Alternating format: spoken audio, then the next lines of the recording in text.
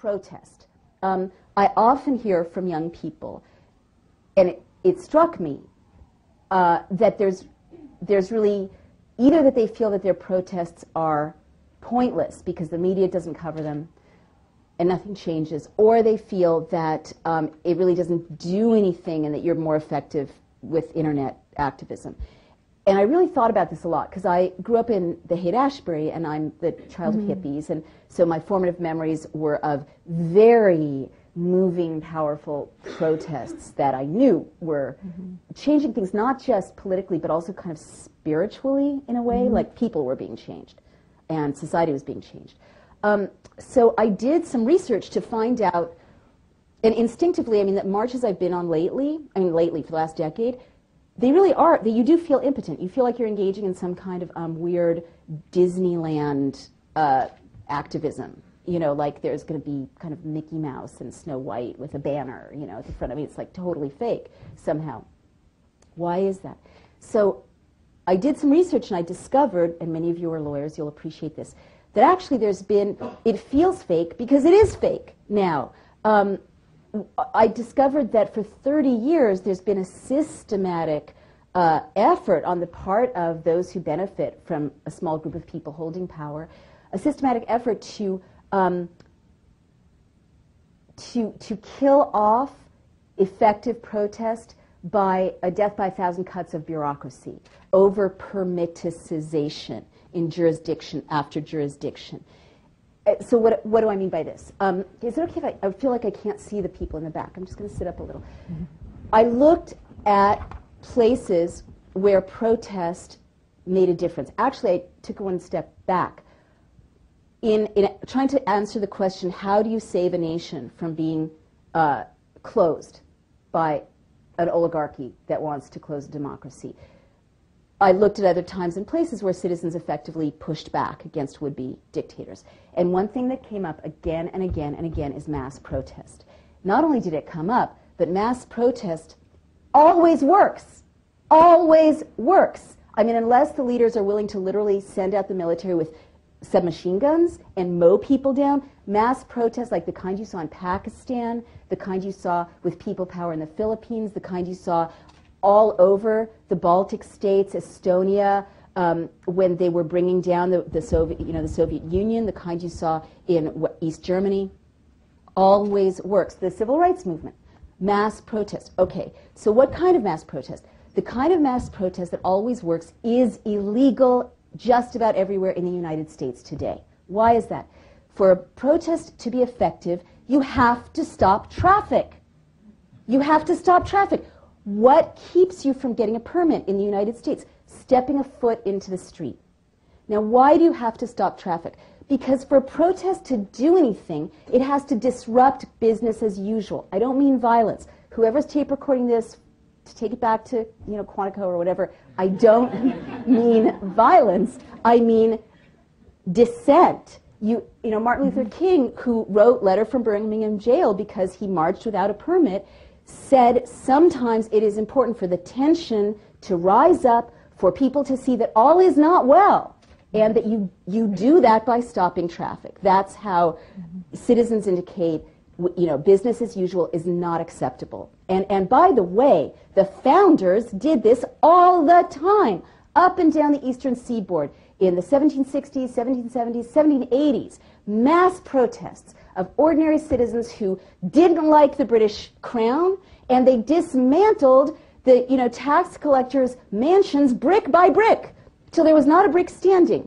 Or then they had their nation and they didn't like what President Washington was doing with foreign policy, so they had mass protests that brought everything to a halt. In city after city. This is the American mandate. Okay, so now we cannot do it. Because if you are going to do that, you can't get a permit. And even so, there's this crazy section in Give Me Liberty where I try to use all my liberties as the founders intended. And I found out that it's illegal to stage a rally for the Constitution in Union Square without a permit. It's illegal, even with a permit, to use a megaphone. Meanwhile, commercial music is blasting out in Union Square. And I try to think about, registering my neighbors to vote, and I realize I'm risking $5,000. You know, it's illegal to make a mistake, an innocent mistake. And, you know, that you can't, you know, oh my God, if you try to get a friend to run for Senate in Virginia, you know, you go 2 clicks in and then you realize you need to hire a lawyer because you could be breaking the law if you have you know, a bake sale, you know, and you need a bake sale to get the money to hire the lawyer. And I realize, and of course, that last one is important because campaign finance reform necessitated, but apart from that, barrier after barrier after barrier has been deliberately set in the place of citizens to keep them from leading the nation. And so back to protest, there's this systematic neutering of our marches. So yes, you can get a permit to go from here on the mall to here on the mall. That changes, pardon me, all. It changes nothing. And it will never change anything. And whether the media covers it or not, it will never change anything. And not only that, but as our rights to assemble and petition have been taken away by stealth, because, you know, the First Amendment is still there on paper, there's been a militarization of our police forces. So that even if you dare to go have a real protest, you're risking, you know, very serious pain or death, which is not the intention of the First Amendment. My parents used to take me to peace marches in my stroller. I would never take my children to a march now because, you know what? Bloomberg armed every sergeant in New York City, one of the cities that has the greatest legacy of freedom and dissent, with tasers. Tasers have killed 300 people. They're so dangerous that more civilized countries like Canada are looking into outlawing their use. Or more and more police officers are using rubber bullets against citizens who are protesting. Rubber bullets are so dangerous and lethal that the British police stopped using it against the IRA because they were killing so many Irish civilians and ordinary people protesting.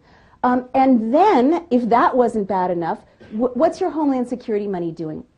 Increasingly, it's being funneled into, totally in violation of the Second Amendment, which intends for our militias to be answerable to the people.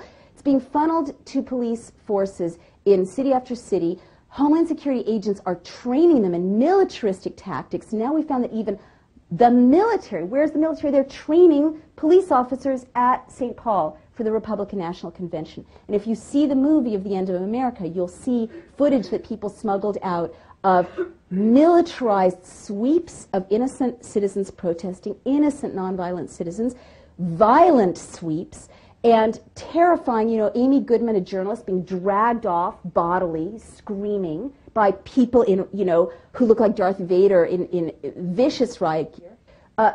Journalists I know told me, like Michelangelo Signorile, who's well respected, that there were agents that were not identified in St. Paul. They could have been Blackwater. They could have been from another government, you know, unidentified, fully armed, checking people's cars. Are you going to say, wait a minute, where's your warrant in front of someone like that? You're not. So this is the model for the future. And city after city after city is accepting these millions from Homeland Security and being trained in these tactics. And now we're going to face our actual military on the streets the next time there's an instinct to protest. And I guess I want to end this riff by saying I can tell you as a student of closing and opening societies that if you don't have the right to protest, you cannot defend democracy. It's not theoretical. It's not rhetorical. You just can't do it. Once the military are in your streets, you won't. If they mess up your registration, you're not going to say anything. You know, if they, whatever it is, you're not going to say anything. You know, that's the line. So you guys, please go. The next step on the agenda is to get the military, you know, back to where they belong, which is not our city streets. So and to also to pressure, pardon me, your local governments, your local city councils to refuse Homeland Security money to militarize the police forces.